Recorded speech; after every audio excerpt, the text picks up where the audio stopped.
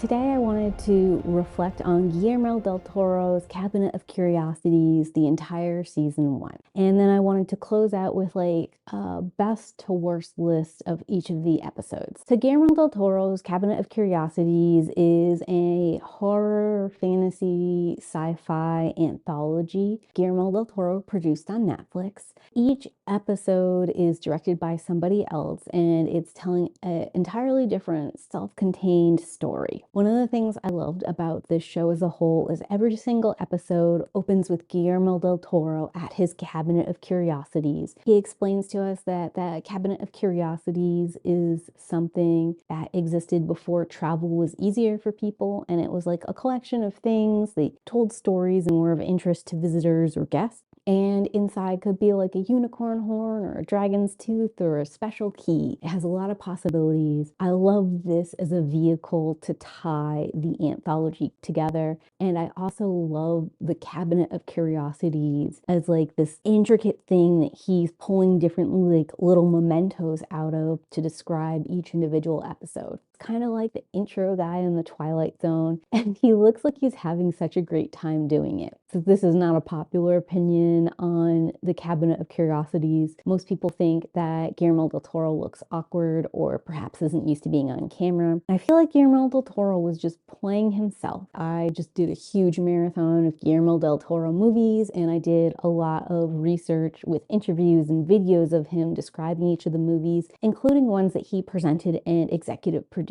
And if you look at him on film when he's doing an interview or when he's talking with someone, it's very similar to how he was presenting these individual episodes. And something that I think is really special about Guillermo del Toro is that he has had the opportunity and went ahead and executive produced quite a few films. For a lot of the films that I chose to highlight, they were debuts of that particular director. So that sort of like shows me that he's looking for people who are telling stories with similar visions or themes or concepts, or who have like a creative eye that appeals to them. And then he's helping to sponsor them, defend them, and kind of like lead them through the process of directing a picture. And I felt like this anthology series he was doing here was like a natural extension of that, where he was able to pick out directors that he agreed with or who had concepts he likes. Like, I don't know exactly how he chose them, but as like a collection of episodes, the anthology did feel very Del Toro-esque. I do think my experience for each one of these episodes is mixed, and that's kind of good because it means that there is a large variety in this anthology collection, so there probably should be something to appeal to almost everyone. One thing I can say for every single episode is visually they're very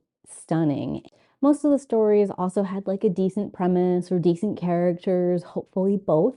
Some of the stories are deeper than others. I think all of these episodes, except for the viewing, are episodes that I ended up thinking about for a long time afterwards. And some of that has to do with the way I consumed it, where I like sat down and watched 3 episodes at a time and then like gave myself a day, maybe a day and a half, and then would sit down and watch another 3, trying to get through the episodes quickly so I could make these reviews. And I don't think that's the ideal way to watch this series. I think specifically, one bit of feedback I'd have for Netflix is this particular show would have done much better releasing a single show a week. I appreciated the order of the presentation of the episodes too. Even though each episode stands alone as its own story, there's like a very nice even flow to it. It opens us up at lot 36, which I think starts by giving you like kind of a premise. It offers like something that is most standard, that we're most used to getting in like a fantasy horror kind of setting, something that's very easy and digestible to get viewers into the series first. I think episode 2, Graveyard Rats, could have gone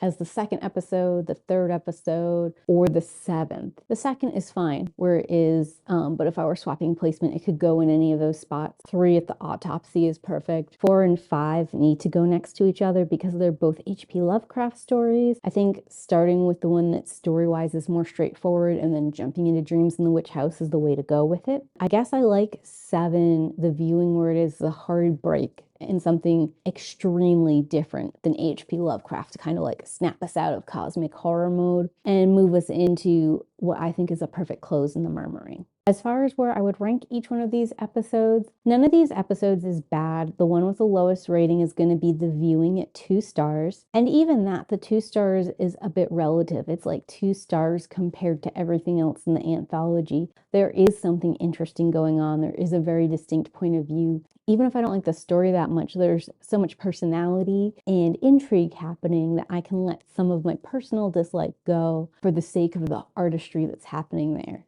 And then that's followed by Graveyard Rats. I didn't dislike Graveyard Rats, and I like it more and more the more I sit on it. There are a lot of interesting like follow-up avenues or extras that could go with Graveyard Rats. I just don't really care for the story as is. And also, I think Graveyard Rats is a lot funnier to describe than it is to watch. Like there's a lot of things going on there that's legitimately funny, but the presentation isn't like laugh out loud. It's like when you think about it afterwards, you chuckle a little bit internally. And of all of the works, I think Graveyard Rats visually is the least interesting one happening. And where there's so much visual flair and style and like moody individualism going on, I think I just have to value that higher in this collection as a whole. I think I'm tied for the number 3 spot, and it's a tie between Lot 36 and Pickman's Model. Lot 36 from like a story I think is better than Pickman's Model was, but Pickman's Model, like the moving pictures and stuff were so interesting. There's so much visual flair going on there, and like visually that's such an entertaining, interesting story. It's like a classic cosmic horror kind of tale that it's hard for me to knock it lower in the list because that highly appeals to me, even if I didn't particularly care for these characters and this presentation. And Lot 36, the concept of that also highly appeals to me. And I found the execution didn't 100% gel. And also, like, they incorporated Nazis into that, and I'm just done with Nazi shit. Next is going to be Dreams in the Witch House.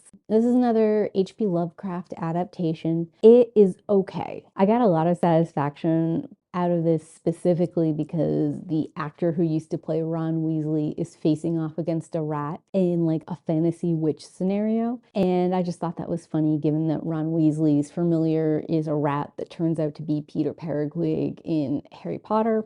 Beyond that, I wish that this was less H.P. Lovecraft and a little bit more Del Toro. I would have liked some more traditional Del Toro themes and the H.P. Lovecraft themes, which are appropriate because it's an adaptation. They kind of rub me the wrong way. And even though I could see them trying to like file off some of those harder edges and some of those like themes and things that I find frustrating in Lovecraft stories, but it wasn't enough. At the end of the day, there's still these elements inherent in some of Lovecraft's work, and I could see it here in Dreams in the Witch House that I don't like and find really off-putting when I stumble across them in the wild. Sitting at number 3 is gonna be The Outside. I love The Outside. The more I sit and think about it, the more I enjoyed it. You know, when I first came across The Outside, what I was appreciating about it was how bright it was, the feminine writing, the female-led story, the female director, tackling some horror that's like more traditionally a female-centric thing in general. But the more I sat on The Outside and thought about it, like the more the title The Outside fit for me and made sense, because it's not about what's inside a human being that we're focusing on. It's about their outer appearance. And it's not about like maybe your inside personal relationships, like between the wife and the husband. It's about how you relate to other people outside of your immediate family. And in that case, we're talking about like the secretaries and stuff. And even like the taxidermy element in it, where like it's not about the beautiful bird coating on the outside, it's about the foam and the wires or the guts that are in the inside. It's about like that lotion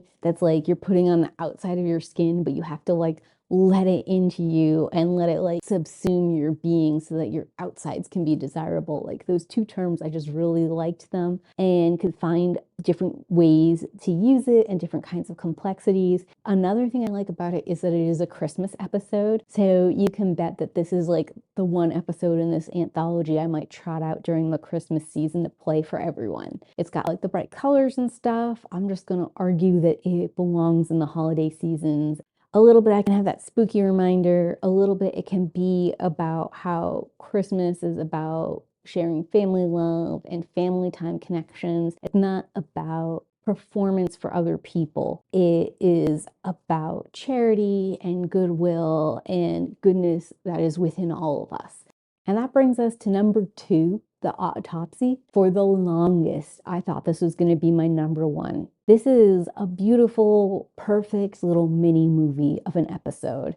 I do think the chemistry between the characters and the actors who are embodying them is so good. I think the alien story fits and helps push the theming. For me, the murmuring obviously is sitting at number 1. I just really love haunted houses and gothic horror. And I liked this complex look of mourning. Like, you could read it as a feminist story about like a woman who's misunderstood. But the truth of the matter is it's about both the male character and the female character misunderstanding each other and miscommunicating. And it gives us a great perspective into 2 different styles of love language, 2 different ways to get over a loss, and how they figure out how to come together. And I just find all of that really beautiful and hopeful and uplifting, and like a special note to leave the anthology on. Certainly the Autopsy also has like we defeated the alien kind of message, which is great, but the hero of the story is dead. So in that regard, it's kind of sad and downtrodden. And I love just the pure hopeful element that we can see in the murmuring, because it seems like that couple has reconciled or is in the process of reconciling. And I do think both of them really love each other and care about each other and are just not expressing it in a way that the other person understands. So yeah, that's going to be my least favorite to most favorite episode of Cabinet of Curiosities. This has probably been my favorite new TV show of the year. I've really loved it. What about you guys? Did you watch Guillermo del Toro's Cabinet of Curiosities? Did you enjoy it? Did you not? Tell me why in those comments down below. Thanks for going with me on this journey. I've had so much fun doing these quicker episodes, doing like some heavily stylized editing, and you know, getting a chance to play around with some things I usually wouldn't get a chance to play with in a longer style video. But I think for now I'm going to take a break and go back to reading. Speaking of which, remember, keep reading. Bye!